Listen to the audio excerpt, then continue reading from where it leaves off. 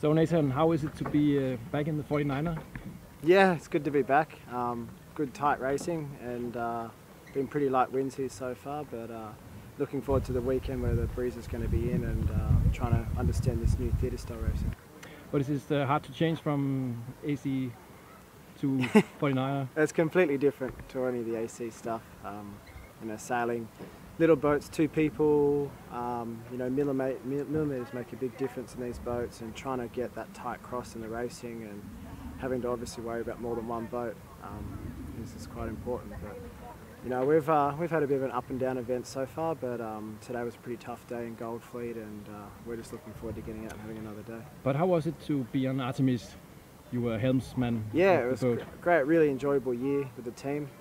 Again, a bit of an up and down year with all the different things that were happening, but really nice to get our boat in the water and to go foiling and to compete in the America's Cup and to just understand more areas of the sport. Was it hard to get over the accident with Simpson? Yeah, it was tough after our accident for sure, but I think it brought our team closer together. And when we did finally get sailing, it was just nice to be on the water, and for sure Bart's been in our memory ever since. So what is your comment to Oracle's victory? It's very impressive. They were a long way behind through the first few races.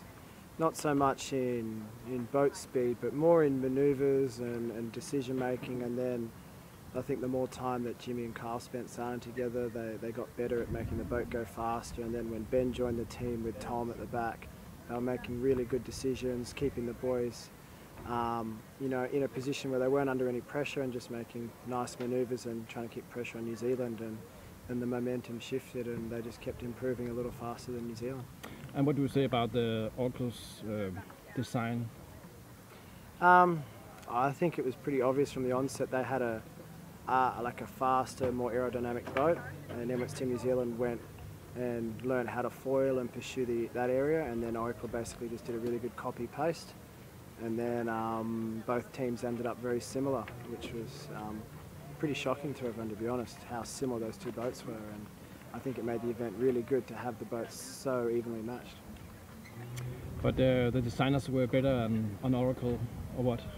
I wouldn't say they were any better. I just think they prioritise things differently, and if the wind limits didn't get too strong on a few days, New Zealand would have won before Oracle even got to win a race, and then if the time limit wasn't as such, then Team New Zealand would have won. So I wouldn't say one team was any better than the other. It just sort of came down to a bit of a momentum shift, and if the event started a week early, then New Zealand would have won easily. And how do you think the future America's Cup will be? It's a good question. It all depends on what Oracle want to do. But I can't see them moving away from the current format we have. I'd like to see the World Series continue in the 45s, and then for the 72s or the AC boats to be maybe something slightly smaller.